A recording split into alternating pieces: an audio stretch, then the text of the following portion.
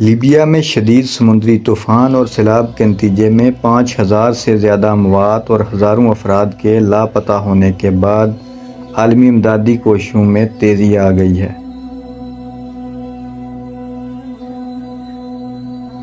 عالمی خبر رساں اداروں کے مطابق حکام کی طرف سے اب تک دی گئی اموات کی تعداد مختلف ہے، تاہم یہ تمام اعداد و شمار ہزاروں میں ہیں۔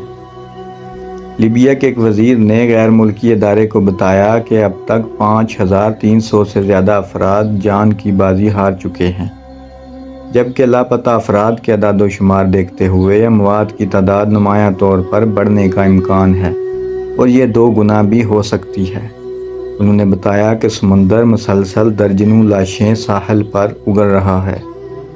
اس قیامت خیز آفت کے بعد ملک میں ہزاروں افراد لاپتہ ہیں، جبکہ ساحلی شہر درنا میں سیلاب کے بعد لاکھوں لوگ بے گھر ہو گئے ہیں۔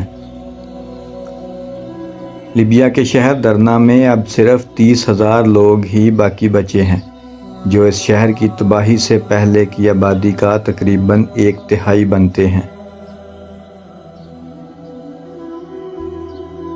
انٹرنیشنل آرگنائزیشن فار مائیگریشن نے کہا ہے کہ تباہ شدہ اور سیلاب زدہ سڑکیں انسانی ہمدردی کے کارکنوں کو تباہ حال علاقوں تک رسائی کو بری طرح متاثر کر رہی ہیں۔